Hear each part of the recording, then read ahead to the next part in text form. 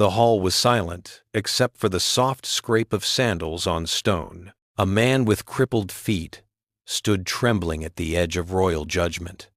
The king's eyes were fixed on him, not with anger, not with suspicion, but with something far more dangerous: memory. This was the house of Saul. This was the son of Jonathan, and this moment could end in death, or rewrite a life forever. Before we step into this unforgettable story of covenant, mercy, and restoration, take a moment to subscribe to the channel. These Bible character studies are crafted to help you see Scripture with fresh eyes and to find your place in God's unfolding story. But to understand how this broken man ended up standing before a king who once hunted his family, we must go back to a fall that happened long before this throne room.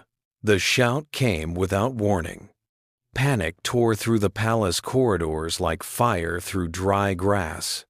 Servants ran, doors slammed, mothers clutched children to their chests. Somewhere outside the city walls, steel clashed against steel, and the future of Israel was being decided in blood. The news spread fast and merciless. Saul was dead. Jonathan was dead. For the royal household, those words meant only one thing: run. In the ancient Near East, when a king fell, his descendants did not retire quietly. They were hunted, eliminated, erased. A new dynasty secured its future by destroying the old one completely. In the chaos of that moment, a nurse grabbed a small boy, just 5 years old, and fled. Her heart pounded, her grip tightened. She ran faster than caution allowed. Then it happened. A stumble, a scream, a sickening impact. The child hit the ground hard. When he was lifted again, his legs no longer responded. The damage was permanent. From that day forward, he would never walk again. The boy's name was Mephibosheth, and in one moment before he could understand loss, betrayal, or fear, his future collapsed beneath him.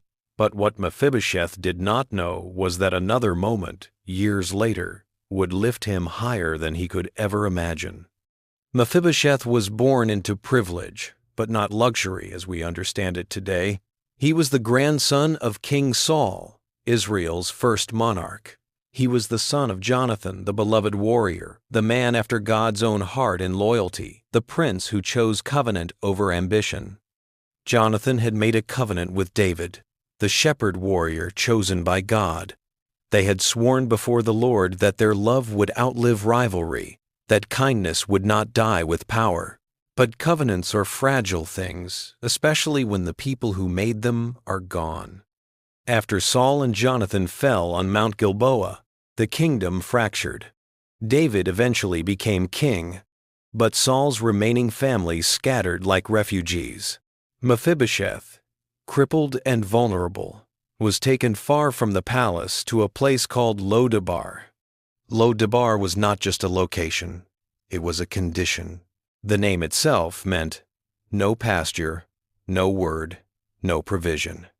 It was a dry place, physically and spiritually, a land on the margins, a hiding place for people who did not belong anywhere else. There, Mephibosheth grew up in the house of Machir, far from royal courts, far from honor, far from hope. And here is the quiet tragedy of his life. He knew who he was, but he also knew what had been taken from him. He was a prince who could not stand, an heir who could not fight, a reminder of a fallen house. Every morning, he woke up knowing his lineage made him a threat, and his disability made him a burden. And so he learned to live small. He learned not to expect kindness. He learned not to draw attention. He learned not to hope. Because hope, for someone like him, only made the fall harder. But something was happening far away in Jerusalem, something Mephibosheth could not see. The covenant was stirring. Years passed. David's throne was secure. His enemies were subdued. His kingdom was at rest. And then, without warning, David asked a question that startled the entire court. "Is there still anyone left of the house of Saul, that I may show him kindness for Jonathan's sake?" This was not how kings behaved. Kings eliminated rivals. Kings erased old bloodlines. Kings protected power, not promises. But David remembered. He remembered the field where he and Jonathan swore before God. He remembered a friendship sealed not by advantage, but by covenant. And he remembered that covenant demanded action, not sentiment. The court found a man named Ziba, a former servant of Saul. When questioned, Ziba spoke carefully. "There is still a son of Jonathan," he said, "but he is crippled in both feet." That detail mattered. It was the unspoken warning. He is weak. He is insignificant. He is no threat. But David did not flinch. "Where is he?" "In Lo-debar." The king gave the order. And somewhere in that dry, forgotten place, messengers arrived at Mephibosheth's door. Imagine the terror. A summons from the king was not an invitation, it was a judgment. Mephibosheth would have assumed the worst. Perhaps the past had finally caught up with him. Perhaps Saul's blood was about to be paid for in his own. He was carried, likely not even allowed to walk to Jerusalem. And when he entered the throne room, he did the only thing he knew to do. He fell on his face. "I am your servant." Not, "I am Jonathan's son." Not, "I am Saul's grandson." Just a servant. A man who had learned to expect nothing. And then David spoke. "Do not fear." Those words changed everything. "I will surely show you kindness for Jonathan your father's sake.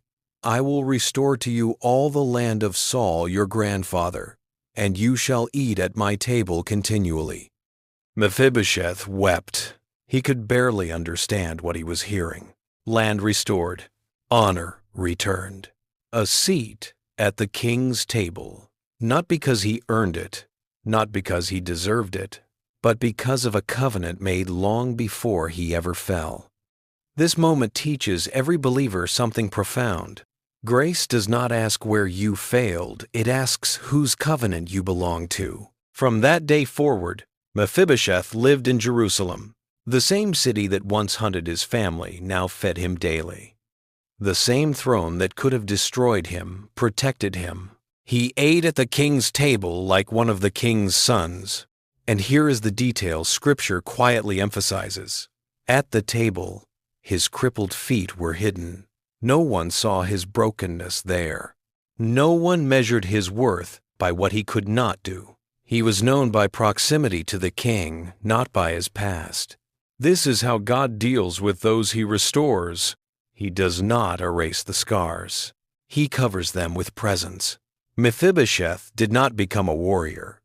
He did not reclaim political power. He did not rewrite history. But he lived every day under mercy. And then just when everything seemed settled, another test came. In that was till, friend, is that the bendis divided. When David fled Jerusalem, Ziba, Mephibosheth's servant, met David with supplies and accused Mephibosheth of betrayal, claiming he stayed behind, hoping Saul's kingdom would be restored to him. Under pressure and grief, David believed Ziba and gave all of Mephibosheth's land to Ziba. 2 Samuel 16. But when David returned victorious, Mephibosheth came to meet him, and his appearance told a story before he spoke. He had not cared for his feet. He had not trimmed his beard. He had not washed his clothes. From the day David left until the day he returned, this was a visible sign of mourning and loyalty, not rebellion. Mephibosheth explained that he intended to go with David, but because he was crippled, he depended on Ziba. Ziba deceived him and went alone. Ziba then slandered him before the king. Yet notice his tone. He did not accuse angrily. He did not demand justice. He said, "My lord the king is like the angel of God, therefore do what is good in your eyes." 2 Samuel 19 verse 27. David Perhaps realizing he had acted too quickly before, but also unwilling to fully reverse his earlier judgment, made a compromise ruling. The land would be divided equally between Ziba and Mephibosheth. This is where Mephibosheth's heart is fully revealed. He said to David, "Let him take it all, since my lord the king has come back safely." 2 Samuel 19 verse 30. In other words, the land does not matter. The inheritance does not matter. The king's presence is enough. He lost half his land, but kept his place at the king's table. And he proved that his loyalty was never about gain. This moment teaches a sobering spiritual truth. Those who truly live by covenant value presence over property, relationship over reward, and the king over the kingdom. Mephibosheth never led an army. He never built monuments. He never reclaimed his father's throne, but his life became a living testimony. A testimony that covenant outlasts catastrophe. That mercy outruns judgment. That brokenness does not disqualify you from the king's table. He entered the story as a fallen child. He lived it as a hidden exile. He finished it as a restored son. And his name still speaks today, not because of power, but because of grace remembered. The vestibles to stabilis a very precess. Mephibosheth's life stands as a living witness to a truth every believer must carry deeply into their spirit. No destiny is too dry, too crippled, too shattered to be restored by God. He lived in Lo-debar, a place of no pasture, no provision, no voice. His legs were broken. His name was forgotten. His future looked sealed. Yet none of those things had the final word over his life. What spoke for him was not strength, not effort, not position, but covenant. His father's covenant with David outlived death, exile, and disability. Long after Jonathan's voice was silenced in battle, the covenant continued to speak. It spoke in the king's heart. It spoke in the throne room. It spoke mercy where judgment was expected. It spoke restoration where loss had become normal. And this is where the story reaches us. Today, every surrendered believer stands under a greater covenant, not sealed by friendship, but by blood. A covenant established by Jesus Christ himself. A covenant that does not weaken with time, does not forget in seasons of obscurity, and does not break under human failure. Just as Mephibosheth did nothing to earn David's kindness, you do not earn God's mercy. It is remembered, not rewarded. It is activated, not deserved. It flows not from your performance, but from Christ's finished work.